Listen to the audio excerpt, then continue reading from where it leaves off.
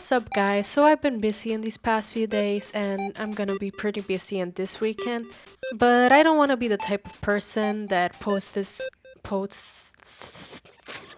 a YouTube video once a year. So I thought I'd make this little series to, keep my 5 loyal subscribers entertained till I can come up with something of better quality.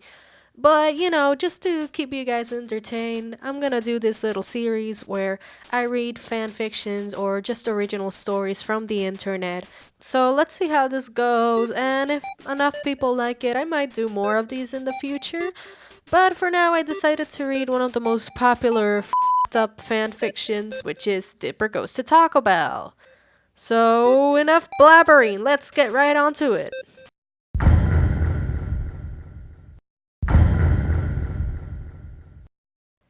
It was a normal day in Gravity Falls, Oregon. Well, as normal as Gravity Falls gets. Anyways, Dipper Pants was reading his book, and Mabel, his twin sister, was wondering what he was doing. Dipper! Are you gonna keep your nose buried in that strange book of yours all summer? You gotta go out on an adventure!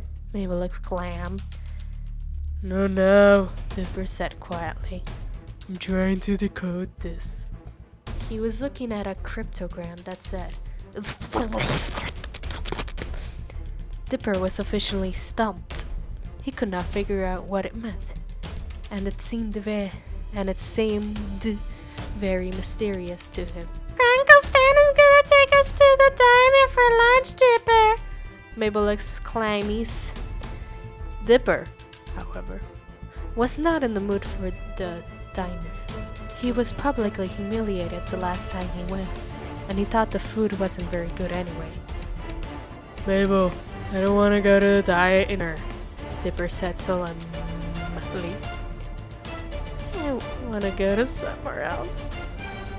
And there is really nothing else in town unless you count the Taco Bell near the forest, Mabel replied. Taco Bell? Dipper's ears perked up. He had never eaten at Taco Bell before, and ever since last week, he had a craving for Mexican food for some reason. Why don't we go to Taco Bell today? Dipper asked. Taco Bell? Grunkle Stan questioned. Why do you want to go there? It smells like the bathroom when it gets clogged. I had my heart set on pancakes, Mabel moaned. Listen, you can go to Taco Bell if you want to, but don't come grinding me when you smell like expired onions. Fine, I will, Dipper said harshly. Don't let the door hit you on the way out, Grunkle Stan said. But as he was exiting the mysterious shack, the door hit him on the way out. Ah ha ha ha ha, said Grunkle Stan. He was laughing. So anyways, Mabel and Grunkle Stan went to the diner, while Dipper tried to find a Taco Bell. He had brought with him his book and a couple bucks. But finding the Taco Bell was harder than he had previously thought. He had been looking around town for what seemed like days. The Misturu book wasn't helping him either, until he saw a flicker of a sign in the forest. He went into the forest. Why would there be a Taco Bell in the forest? Dip asked himself. After hiking for about an hour, Dipper finally got to the Taco Bell, but it sure didn't look like any Taco Bell he'd ever seen. It was surrounded by a barrage of giant oak trees in an open field, completely different from the rugged terrain of the Oregon forest. The open field was covered with at least 3 layers of pine needles, which got the attention of Dipper. He stuck his hand into the pine needles. Ow! Dipper shouted. A pine needle poked him. It hurts! The restaurant, Taco Bell, looked like a silo, sort of. Well, it was very cylindrical. The outside had rusty picnic tables and looked like no one used them at all. Dipper walked up to the restaurant's door. Should I go in there? Dipper asked himself. I'm starting to have second thoughts. Why is there a small desolate Taco Bell in this forest, miles from the nearest road?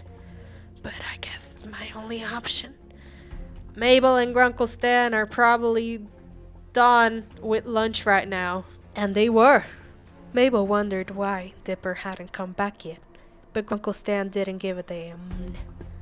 So Dipper entered the restaurant, but he was relieved to see that the interior was normal, except for its high ceiling. There was also no customers inside, but Dipper thought that was normal, considering how the franchise was so isolated. He went up to the counter. There was only one cashier working the register, a very old, slightly deaf, bored out of his skull cashier. Dipper decided what he wanted to order, then approached the register. Excuse me, I'll have a... We only have tacos! The cashier interrupted. Okay, I guess I'll have a taco then, Dipper said. What did you say? The cashier yelled. I said I want a taco! Dipper yelled back. Okay then. The cashier said, then went in the back for a few minutes. When he came out, he was carrying Dipper's taco. That'll $1. The cashier said. Dipper gave him the money and went to sit down by the least grimiest table. He bit into the hot, spicy, juicy taco, filled with thick, pure meat, mild, tantalizing black beans, and sour, fluffy, sour cream. He enjoyed the single bite of that perfectly cooked taco and still tasted it in his mouth after he swallowed it. But as he was about to bite into it a second time, he felt a churning movement inside his body, something that he half felt often. Uh-oh, Dipper said, then rushed to find the lavatory. Man, that really went through me, Dipper said to himself. For some reason, the bathrooms were hidden in a corner, far from the counter, and far from the table he was sitting at. When he walked in, he found that the bathrooms were surprisingly clean for a fast food restaurant. Anyway, and Dipper found this suspicious. All of the stalls were full, and no one was using the urinals. But right on cue, someone walked out of one of the stalls. Dipper didn't pay much attention to who was walking out, but he was wearing all black and had a plastic bag with him. Dipper just had to go. Unfortunately, he didn't make it in time. He checked his pants and found the worst of all. Diarrhea, Dipper said. Yeek! He was about to leave the stall when he noticed a bulge in his pants. He touched the bulge, and once he touched it, he knew exactly what it was. It was an erection. He found himself completely aroused after touching it, and started to do it some more. Eventually, he was ready to hardcore masturbate. He didn't know what was arousing him, but he knew he was aroused. He took off his blue shorts and his soiled underwear, revealing his medium-sized penis. But not small penis. The tip was bright and red, like root...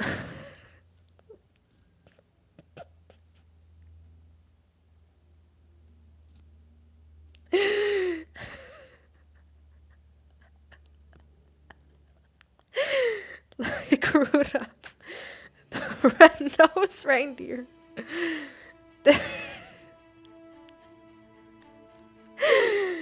Dipper started to jank his Johnson harder and faster. The 5-incher was getting pumped. Dipper's soiled hands started to feel bits of pre-cum on his dry fingers.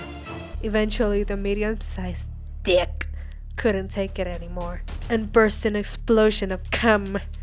The cum got all over the walls and toilet, and Dipper felt proud. He had creamed himself for the first time, but he was obsessed that it was not over Wendy. No! Dipper thought. All this is not enough for me. I need to release all of this. With his erection still active, Dipper began janking his penis again. It was much quicker, and Dipper cummed quicker. It was a bigger release than last time, and it began to rain Dipper's seed.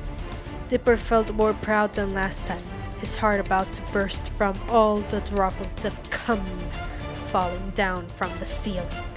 He felt as happy as he felt on the day of the first snowfall of the year. He stuck out his tongue to taste the cum, shiny from the faulty, fluorescent lightning in the bathroom. He tasted it, and he thought it was one of the best tasting things in the world. Better than the largest chocolate bar, better than the rarest pig, and better than the taco he was having earlier. By now he couldn't stop. He couldn't leave now and miss out on his great masturbation adventure. He wanted to taste the cum. He scraped a handful of it off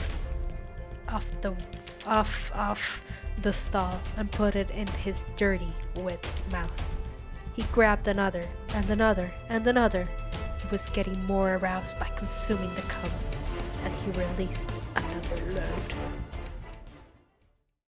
Well, that's it for today, guys, but be sure to check out the next video. This is a really, really interesting story, and like, subscribe, and share.